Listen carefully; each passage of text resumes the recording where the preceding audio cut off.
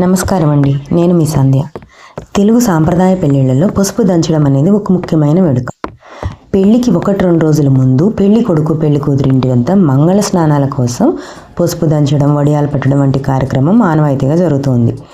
ఇంట్లోని ముత్తైదువులే ఈ కార్యక్రమాన్ని నిర్వహిస్తారు. ఆ పసుపే మంగళ స్నానానికి వాడతారు. సో ఈ విషయం చాలా శుభప్రదంగా భావిస్తారు. అలాంటప్పుడు మనం వేసుకునే డ్రెస్ కూడా చాలా సాంప్రదాయబద్ధంగా ఉండాలి కదా. అందుకోసమే ఈ డ్రెస్ని డిజైన్ చేయడం జరిగింది. తక్కువ బడ్జెట్లో హాఫ్ శారీ సెట్ తీసుకొచ్చి బ్లౌజ్కి మాత్రం సింపుల్ ఎంబ్రాయిడరీ వర్క్ లక్ష్మీ కాసులతో ఎలివేట్ చేయడం జరిగింది. సో హడావుడి లేకుండా వితౌట్ మేకప్తో న్యాచురల్ లుక్తో పెళ్లి కూతురు ఎలా మెరిసిపోతుందో కదూ.